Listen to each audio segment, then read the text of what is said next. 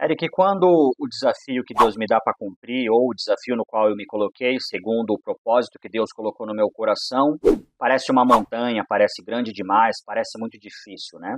E quando eu não tenho habilidades, ou conhecimento, ou talento suficiente para seguir em frente, tá? Deus ele vai dizer para você que você não consegue pelo seu poder e pela sua força, mas sim pelo poder dele, tá? Seja muito bem-vindo, guardião da aliança.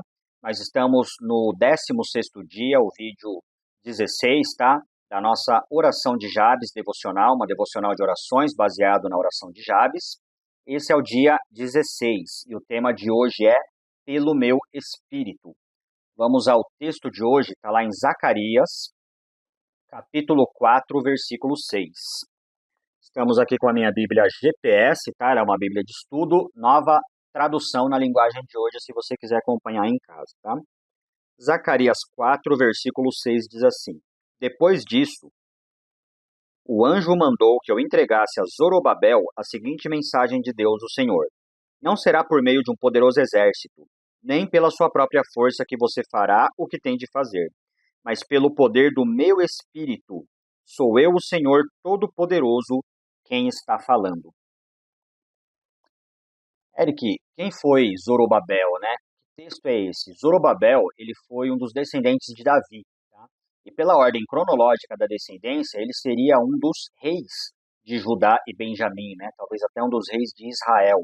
Mas nessa época Israel já tinha se separado em duas partes, né? Uma parte parou de seguir os descendentes de Davi, né? Por causa de Roboão, por causa do pecado de Salomão, e a outra parte, que era a parte do sul, se eu não estou enganado, ficaram com os descendentes de Davi, que foram Judá, Benjamim, onde ficava Jerusalém, a capital, onde ficava o templo de Salomão, e também algumas outras tribos, se eu não estou enganado, Simeão, Efraim, Manassés, algumas partes ali mais próximas do Jordão, tá?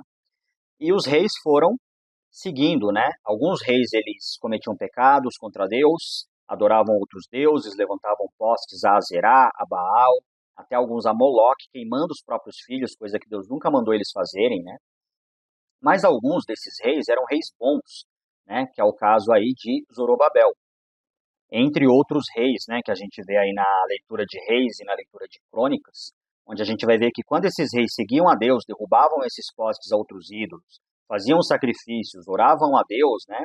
Deus os ajudava a vencer os inimigos que estavam ao redor, né? A Síria, a Babilônia, os egípcios, os próprios edomitas, né? Que eram os filhos de Esaú, que também combatia, os amonitas e os moabitas, que também combateram muito contra eles, tá?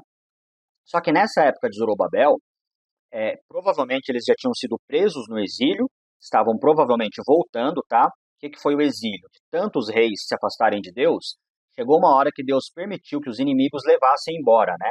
Então os israelitas do norte foram levados para Babilônia, que é onde entra o livro de Daniel, o profeta lá que foi jogado na cova dos leões. Ele estava na Babilônia, né, com o rei Nabucodonosor. E do outro lado, a Assíria leva cativo a maioria dos filhos de Judá. Então agora chega uma hora que Deus permite que eles voltem para a terra de Israel, né? Depois de uma profecia de Jeremias, se eu não estou enganado. Mas a questão é que eles voltam ali para Judá, para Israel, para começar a reerguer os muros, começar a morar de novo ali, habitar novamente na, na cidade de Judá, de Jerusalém, né? Na tribo de Judá. E o que acontece? O templo está destruído e eles têm que reerguer esse templo, né? E uma das pessoas responsáveis seria Zorobabel. Só que imagina você chegar na sua terra, né? Você um povo pequeno. Zorobabel ele era descendente de Davi, ele devia ser rei, mas não tem mais trono, não tem mais casa real, não tem mais povo, não tem mais gado, não tem mais ovelha, não tem mais plantio, né? Muito pouca coisa ali, tudo dominado por nações maiores. E Zorobabel ele deve ter sentido esse medo, essa falta de capacidade, né? E através do profeta Zacarias, Deus manda essa mensagem para Zorobabel. Esta é a palavra do Senhor a Zorobabel, não por força nem por poder, mas pelo meu espírito, diz o Senhor dos Exércitos, né? Na versão nova tradução da linguagem de hoje que eu li ali, Deus fala, olha, não é com exército, nem com poder que você vai fazer isso que eu te mandei você fazer, né? Levantar o meu templo, reorganizar ali o povo de Israel. Deus fala para ele, é pelo meu espírito, diz o Todo-Poderoso. Ou seja, você só vai conseguir se você tiver capacitado pelo Espírito de Deus. Sem o Espírito de Deus não tem como você fazer, né? É o caso de Jabes. Jabes, quando ele pede a Deus, ele começa a aumentar a sua fronteira, ele começa a aumentar as suas terras. Ele pede a Deus que seja comigo a tua mão, né? Porque ele entende que sem o poder de Deus, sem a direção, sem o poder do Espírito Santo, ele não conseguiria fazer aquilo que ele tinha que fazer para se tornar o mais ilustre, para cuidar da família dele, né? Para ser o mais ilustre da família, para seguir ali a descendência de Judá. E com Zorobabel não foi diferente, com todas as pessoas da Bíblia, né? O próprio Jesus Cristo, quando ele vem à Terra, ele é 100% homem. Embora ele seja 100% Deus, Jesus ele não agiu no poder de Deus. Né? O pessoal costuma falar, Jesus fazia milagres porque ele era Deus, eu não consigo fazer. Mas isso não é verdade, porque o próprio Jesus falou, vocês que estão me ouvindo, que estão me seguindo, vão fazer obras maiores do que as minhas, né? Do que as obras que eu estou fazendo. Como que nós podemos fazer obras maiores que as de Cristo, né? Se ele era Deus e nós somos humanos. Porque Cristo aqui na Terra, ele era 100% homem, ungido pelo Espírito Santo. No momento que ele é batizado por João Batista, né, o Espírito Santo vem até ele na forma de pomba, ali ele é ungido, ali ele começa os milagres, ali ele começa a curar, a pregar, a multiplicar pão, a ressuscitar pessoas, tá? Por quê? Porque ele fazia isso pelo poder do Espírito Santo, como um ser humano ungido, né? Jesus ele era totalmente ungido pelo Espírito Santo, ele tinha um poder sem medida, né? A Bíblia fala que nós recebemos uma medida do Espírito Santo, especialmente depois do Pentecostes, depois de Atos, né? Mas Jesus ele não tinha limitação, não tinha essa medida, né? Porque Jesus ele era puro, ele era perfeito, ele tinha obra como filho de Deus para cumprir, né? E ele era o próprio Deus. Mas ele não fazia as coisas que ele fazia como Deus. Ah, ele está fazendo porque ele é Deus. Não era por causa disso, porque aqui na Terra ele foi 100% humano. Ele passou pela crucificação de forma 100% humana, né? Sem nenhum pecado, mas em tudo tentado, em tudo ele sentiu nossas fraquezas, né? Jesus sentiu sono, tanto que ele dormiu no meio de uma tempestade. Jesus teve fome. Jesus chorou porque sentiu tristeza, né? Quando morreu Lázaro, seu amigo. Sentiu dor na crucificação. Então Jesus ele foi 100% humano aqui na Terra, mas ele era Deus e ele foi 100% ungido pelo Espírito Santo, né? A pergunta que muitas vezes as pessoas me fazem, né, especialmente ateus e pessoas de outras religiões que não acreditam que Jesus é Deus, acreditam que Jesus é um anjo, é um arcanjo, é um Deus menor, né, e por aí vai. Essas pessoas me perguntam como pode Deus deixar de ser Deus e se tornar um ser humano, né? A Bíblia fala que Jesus se despiu dos atributos da deidade, né? É como se ele tirasse ali os atributos de Deus. Ele deixou de ser onipotente, onipresente, onisciente, por um período de tempo, né, que foi de mais ou menos 30 anos, que foi o tempo que ele viveu aqui na Terra, 30, 33 anos. Por esse tempo ele foi 100% humano. Então ele se despiu da sua glória, deixou a sua glória, né, com o Pai, ele desce à Terra, né, se torna um ser humano no ventre de Maria, através do Espírito Santo, nasce, cresce, morreu crucificado, cumpriu toda a obra que ele tinha que cumprir, e então quando ele ressuscita e sobe ao céu, ele é glorificado novamente. Deus devolve a ele, né, Deus devolve a Jesus os atributos da deidade que são dados a ele. E como que a gente pode dizer que Jesus é Deus, né? Quais são o que classifica Jesus como Deus, tá? Jesus ele aceitava adoração, sendo que só Deus pode ser adorado. Se Jesus não fosse Deus ou não se considerasse Deus, ele não aceitaria adoração, tá? Jesus ele tem todo o poder, né? Ele depois que ele volta ao céu, ele está em todo lugar, ele tem todo o conhecimento, ele tem todo o poder, tanto que a Bíblia fala que ele sustenta todo o universo, né? A Bíblia fala que ele é criador.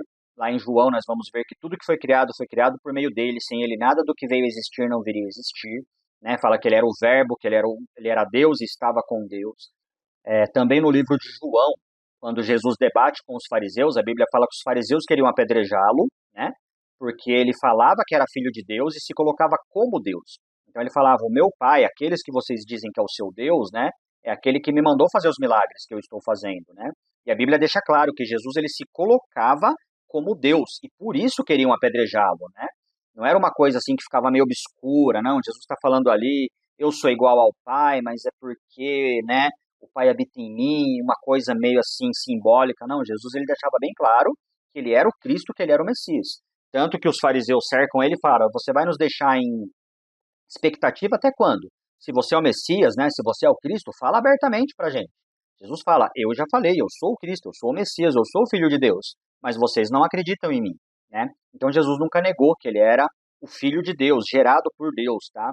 Ele era como o próprio Deus. Jesus não se coloca como filho de Deus como eu e você. Nós somos filhos de Deus também, mas nós somos humanos, nós somos ungidos pelo Espírito Santo, o Espírito Santo habita em nós, o Pai e o Filho moram em nosso coração através do Espírito Santo, mas não como Cristo, né? Quando Cristo fala eu e o Pai somos um, ele está falando de uma forma literal, de uma forma ali, né?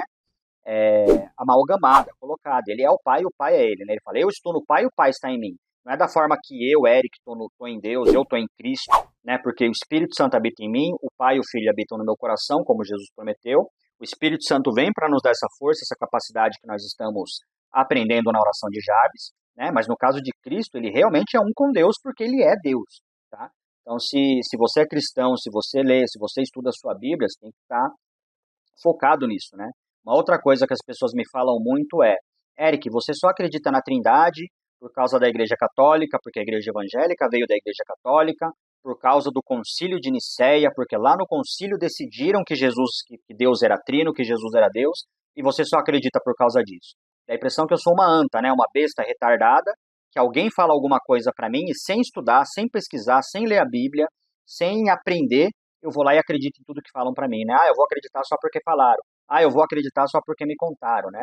Eu não acredito na Trindade, eu não acredito na deidade de Cristo, porque um concílio falou, porque um dogma católico ou evangélico falou. Eu acredito na Trindade porque a Trindade está na Bíblia. Tá? A Bíblia não vai falar sobre Trindade abertamente, não vai falar que Deus é trino, não vai falar que Jesus é Deus, que o Espírito Santo é Deus, né? De forma aberta e literal. Não vai ter um texto escrito lá, Trindade, não vai ter algo escrito desse tipo, tá? Mas todo o conceito da Trindade, todos os atributos da deidade estão no Pai, no Filho e no Espírito Santo, tá? Se você passar por toda a Bíblia, você vai ver que Deus tem mais de 28, mais de 30 atributos, se eu não estou enganado, tá? Eu tenho isso marcado, anotado, mas eu não estou com essas anotações aqui agora, tá? É muito importante quando você lê a Bíblia, tudo que a Bíblia fala que Deus é e que só Ele é, né, ou que Ele é em sua totalidade, você anota lá como atributo de Deus, tá? Os principais que todo mundo conhece é que Deus é onipotente, onipresente, onisciente, criador. Né? Ah, então Deus sabe tudo, está em todo lugar, tem poder para fazer qualquer coisa e Deus é criador, né? E aí entra naquela coisa, mas se Deus pode tudo, por que ele não impede o mal, né? Os ateus mais usam como argumento. Só que esses mesmos ateus esquecem que Deus ele é amor, tá? E eles usam como argumento, se Deus pode tudo e Deus é amor, por que Deus não impede o mal no mundo? Por que Deus não impede os bandidos, assassinos, né? Violentadores? Por que Deus não faz nada a esse respeito, né? A verdade é que Deus já fez, já mandou Jesus para corrigir esse mundo, vai haver um julgamento, essas pessoas vão pagar por cada coisa que elas fazem, nós vamos ser responsabilizados por aquilo que fazemos, nós também vamos receber galardões por aquilo que fazemos de bom, né? A Bíblia fala o quê? Se você não se cansar de fazer o bem no tempo certo, você colherá a sua recompensa. Mas esses mesmos ateus que nos questionam, né? Eles esquecem muitas vezes que Deus tem muitos outros atributos. Deus é justiça, Deus ele é santo, Deus ele é juiz de toda a terra, Deus é misericordioso, e tem uma série de outros atributos que eu não vou lembrar aqui.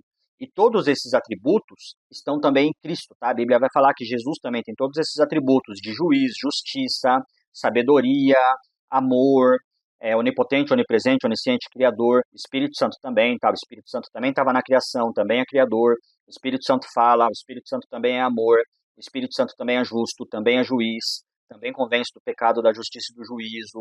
O Espírito Santo também está em todo lugar, também sabe todas as coisas, está lá no Salmo 139 e por aí vai, tá bom? Então o fato de eu acreditar na Trindade, de eu entender o poder do Espírito Santo e ver o Espírito Santo na minha vida como Deus, e Jesus como Deus também, não é por causa de um concílio, não é por causa de um dogma religioso.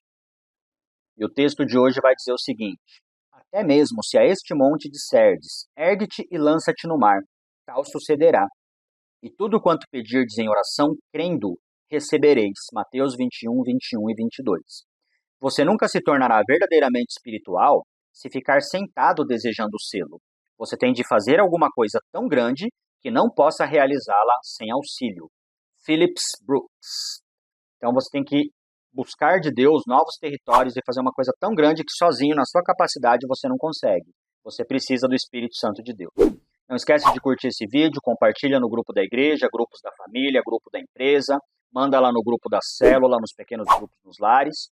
E não esquece de se inscrever lá no nosso grupo, na nossa comunidade do Facebook, os Guardiões da Aliança, tá? Todos os links aqui no primeiro comentário fixado ou na descrição desse vídeo. Muito obrigado e eu vejo você nos próximos vídeos.